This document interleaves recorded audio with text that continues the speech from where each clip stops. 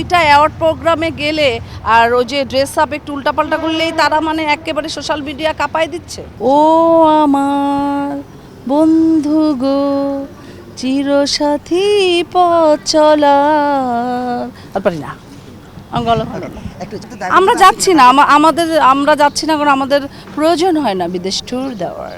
এরকম বিব্রতকর পরিস্থিতিতে আমাকে পড়তে হয়নি, কারণ আমার প্রতিভা ছিল, আমি দেখতে সুন্দরী ছিলাম, আর আমি ফটো সুন্দরীর প্রতিযোগিতায় চ্যাম্পিয়ন হয়ে আমি জগতে এসেছি। আমাকে পাওয়ার জন্যই প্রডিউসাররা লাইন ধরেছিল। আমার এরকম মানে যার প্রতিভা থাকবে তাকে কুপ্রস্তাব দেওয়ার তো দরকার নাই, সে তো তার প্রতিভার গুণেই একটা আলোকিত অভিনেত্রী হতে সক্ষম হবে, তাকে তো অন্য প্রস্তাব দেওয়ার দরকার নেই। কারা প্রস্তাব পায়? যাদের মধ্যে কোনো অভিনয় করার ক্ষমতা নেই, চেহারার জায়গায় চেহারা নাই, কিছু নাই, অভিনয় পারে না। অ্যাঞ্জেলিক ফ্রেশ এয়ার ফ্রেশনার, মুহূর্তেই মন মাতানো মনোরম সুবাস, জাগিয়ে তোলে এক স্নিগ্ধ অনুভূতি। অ্যাঞ্জেলিক। এরা একটা অনৈতিক প্রস্তাব কিংবা একটু কারোর সাথে ব্যক্তিগত রিলেশনশিপে মুভি পেতে পারে, কিন্তু আমি তো যথেষ্ট পরিমাণ একজন অভিনেত্রী, আমার বেলায় এটা হয় নাই। ছবি তো নাই, তাহলে গ্রুমিং কোথা থেকে করবে বলো?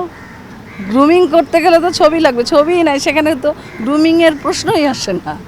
না, কিন্তু যারা আসছে যে কয়েকটাই হচ্ছে ইন্ডাস্ট্রিতে, যদি এখন পূজা চেরির পরে আমি তো আর কাউকে দেখি না আসতেছে, ওরকম উল্লেখযোগ্য তো আমার চোখে পড়ে না। কেন হচ্ছে না? এটা কেন হচ্ছে না, এটা এখন দেশের পরিস্থিতি খারাপ, যেহেতু একটা থমথমে পরিবেশ আছে, এই জন্য হয়তো বা ভালো ভালো প্রডিউসার আসতেছে না, এই জন্য হচ্ছে না। এক দুইটা সিনেমা করলে সে অভিনেত্রী, এটা তা আপনারা বানান কেন তাদের অভিনেত্রী?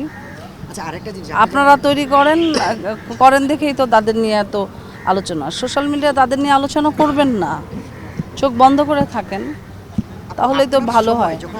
অভিনেতা অভিনেত্রী এটা তো মানে যে স্পেলিংটা, এটা তো অনেক ওজন, এগুলি নিয়ে তো অহেতুক কথা বলা ঠিক না।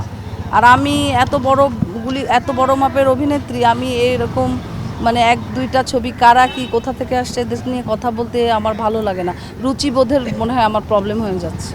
যারা দুইটা অ্যাওয়ার্ড প্রোগ্রামে গেলে আর ওই যে ড্রেস আপ একটু উল্টাপাল্টা করলেই তারা মানে একেবারে সোশ্যাল মিডিয়া কাঁপায় দিচ্ছে, হ্যাঁ, কয়দিন পর তো খোঁজও থাকে না। তা আমরা যারা গুণী অভিনেতা অভিনেত্রী এখনও বর্তমানে আছে তাদের নিয়ে চর্চা করি, আমরা এগুলি বাদ দিই। আমরা যাচ্ছি না, আমরা যাচ্ছি না কারণ আমাদের প্রয়োজন হয় না বিদেশ ট্যুর দেওয়ার, আমরা দেশেই শান্তিতে আছি।